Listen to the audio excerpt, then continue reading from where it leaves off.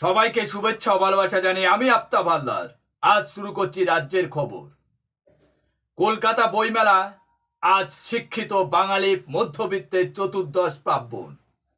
সেই 1976 সালে মার্চের 3 তারিখে মাত্র 54টা স্টল নিয়ে বিড়লা তারামণ্ডলের উল্টো দিকে ছোট্ট মাঠটায় যে বইমেলা শুরু হয়েছিল তার এই 49 বছরের যাত্রা। 49 বছর ধরে বইমেলা মানে চারিদিকে কাতারে কাতারে মানুষ চলছে যে যার গন্তব্যের দিকে, গিয়ে দাঁড়িয়ে পড়ছে স্টলের সামনে, হাতে ম্যাপ, পাবলিশারদের ক্যাটালগ বা লিখে আনা বইয়ের লিস্ট। মায়ের আঁচল ধরা খুদেদের চোখ তখন নন্টে ভন্টের দিকে। স্টলের গায়ে বুক উঁচিয়ে হাঁদা ভোঁদা কিংবা বাটুলের কীর্তি। কোথাও লেখককে ঘিরে তার ফ্যান, কোথাও ফ্যানের সঙ্গে ফলোয়ার।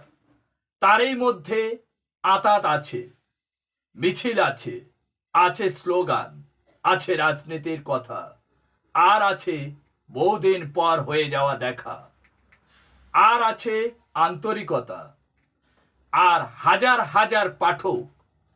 যেন মনে হয় এই পূর্ণ ভূমিতে ধুলোয় মেখে নেওয়ার শেষ সুযোগ। বইমেলা মানেই পাঠকের মুক্তাঞ্চল, বাঙালির স্বাধীন পৃথিবী। হয়তো আজ বইমেলার থিম কান্ট্রি জার্মানি, কিন্তু জার্মানির রাষ্ট্রদূত ফিলিপ আকারম্যান বলেছেন বইমেলা বাঙালির ঘরনা, কুম্ভ মেলা। ঠিকই বলেছেন রাষ্ট্রদূত, কারণ ওখানে পূর্ণ অর্জিত হয় জ্ঞানের ভান্ডার। এই জ্ঞান বিকোতে প্রকাশকরা আজ হিমশিম খাচ্ছেন। পাঠকের চাহিদা বুঝতে রীতিমতো গবেষণায় নামতে হয়েছে তাদের।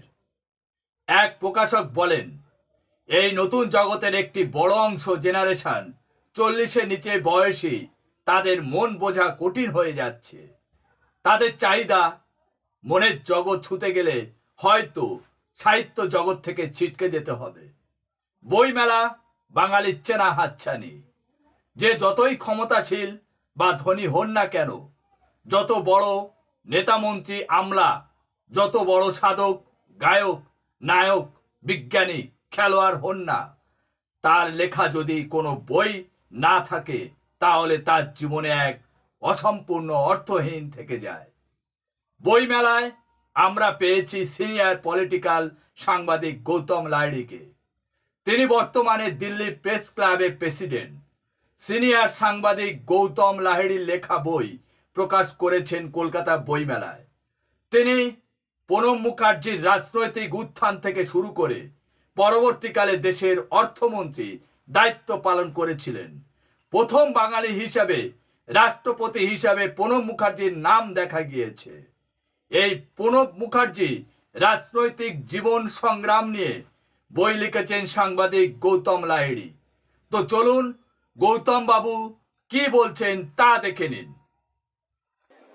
প্রণববাবুর জীবনটা একটা রাজনৈতিক যে কোনো নেতা বা কর্মীর কাছে শিক্ষণীয় বলা হয়েছে। বহু প্রতিকূল অবস্থা থেকে কাটিয়ে তিনি কিভাবে ভারতের প্রথম নাগরিক হলেন, এই তার সংগ্রামের ইতিহাসটাই আমি দেখার চেষ্টা করেছি, লেখার চেষ্টা করেছি। এবং একই সঙ্গে তার যে ভূমিকা ছিল বাংলাদেশের ক্ষেত্রে সেটাও একটা উল্লেখ করেছি।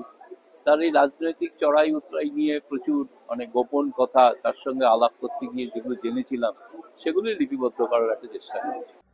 শঙ্কুদেব পান্ডা আবার কি তৃণমূল কংগ্রেসে আসার জন্য পথ তৈরি করছেন, নাকি শুধু পুরনো সাথীদের সঙ্গে সৌজন্যমূলক সাক্ষাৎ করলেন তা আমি জানি না।